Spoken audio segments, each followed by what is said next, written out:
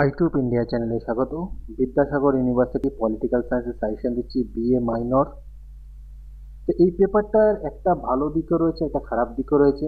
তো প্রথমে খারাপ দিকটা হলো, এই পেপারটা প্রচুর কোশ্চেন পড়তে হবে তোমাদের।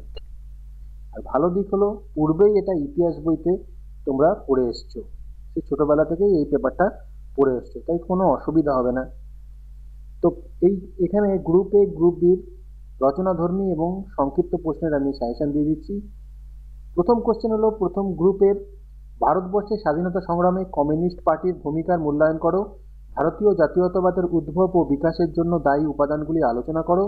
ভারতের স্বাধীনতা সংগ্রামে সুভাষচন্দ্র বসুর ভূমিকা করো আর বর্ণনা করো। ভারতের স্বদেশী ও বয়কট আন্দোলনের রাজনৈতিক প্রয়োগের বর্ণনা দাও। তো প্রথম ইউনিট থেকে, গ্রুপ এ থেকে আর কি, গ্রুপ এ থেকে এই চারটে বড় প্রশ্নই তোমরা পড়বে। সংক্ষিপ্ত প্রশ্ন পড়বে অনেকগুলো। ঔপনিবেশিক শাসনকালে সমাজ সংস্কার আন্দোলন ভারতীয় সমাজে কিরূপ প্রভাব ফেলেছিল। ব্রিটিশ শাসনকালে ভারতীয় সমাজে সংগঠিত সামাজিক ও ধর্মীয় সংস্কার আন্দোলনের সীমাবদ্ধতাগুলি লেখো। এই অর দিয়ে অন্য কোশ্চেনগুলো লিখে দেওয়া হয়েছে, এটা কীভাবে অন্যভাবেও আসতে পারে, তো অরগুলো তোমরা অবশ্যই দেখে নেবে। ভারতের কংগ্রেস সমাজতন্ত্রী দলের জন্মের বর্ণনা দাও। 1857 সালে মহাবিদ্যের ফলাফলগুলি উল্লেখ করো। নরমপন্থী ও চরমপন্থী বিবাদের ওপর টিকা লেখো। ভারতের জাতীয়তাবাদ পাঠের উদারনৈতিক দৃষ্টিকোণ সম্পর্কে সংক্ষিপ্ত টিকা লেখো। তো এই হলো সংক্ষিপ্ত প্রশ্ন গ্রুপের। এবার গ্রুপ বি, এগুলো হচ্ছে গ্রুপ বি। এই কোশ্চেনগুলো গ্রুপ বি থেকে দিয়েছি। তো প্রথম রচনাধর্মী কোশ্চেন গ্রুপ বিতে, ভারতের জাতীয়তাবাদ পাঠে নিম্নবর্গীয় বিশ্লেষকদের বক্তব্যের মূল্যায়ন করো। ব্রিটিশ ভারতে অসহযোগ আন্দোলনের গান্ধীজির নেতৃত্বে চরিত্র বিশ্লেষণ করো। 1942 সালে ভারত ছাড়ো আন্দোলন সম্পর্কে একটি টিকা লেখো। ঊনবিংশ শতকে ভারতে কৃষক আন্দোলনের চরিত্র সম্পর্কে একটি সামগ্রিক রূপরেখা দাও। মুসলিম সম্প্রদায়ের জন্য স্যার সৈয়দ আহমেদ খানের শিক্ষা সংস্কার প্রসঙ্গে অবদানের মূল্যায়ন করো। স্বাধীনতা সংগ্রামে সাম্প্রদায়িকতাবাদের উদ্ভব ও প্রভাব সম্পর্কে লেখো। তুমি কি মনে করো যে মহাত্মা গান্ধী ভারতের স্বাধীনতা আন্দোলনকে গণ আন্দোলনের পর্যায়ে নিয়ে গিয়েছিলেন? তোমার উত্তরের সাপেক্ষে যুক্তি দাও। 1930-এর দশক থেকে ভারতবর্ষের শ্রমিক আন্দোলনের গতি প্রকৃতি আলোচনা করো। তো এই কোশ্চেনগুলো একটু বেশি কোশ্চেন হলেও এগুলো কিন্তু সহজ সরল রয়েছে, এগুলো কিন্তু পড়তেই হবে তোমাদের। নেক্সট হচ্ছে সংক্ষিপ্ত প্রশ্ন।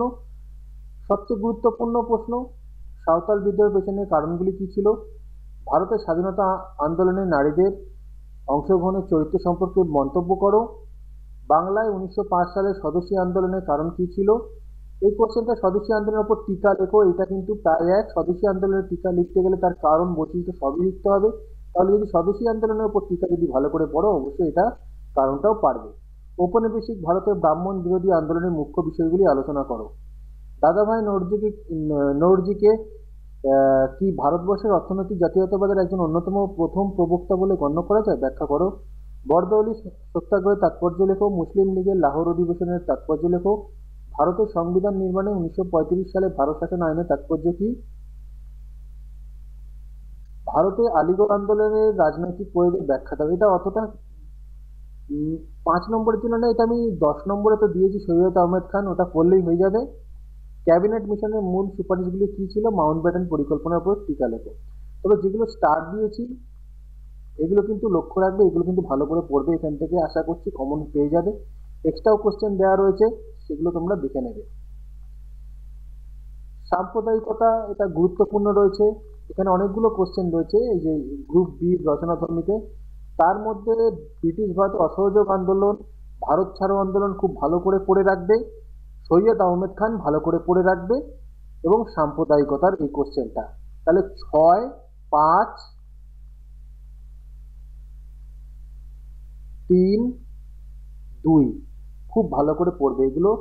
আশা তো করছি এখান থেকে সকল কোশ্চেন তোমরা কমন পাবে। ভিডিওটা ভালো লাগলে লাইক কমেন্ট শেয়ার করে দিও।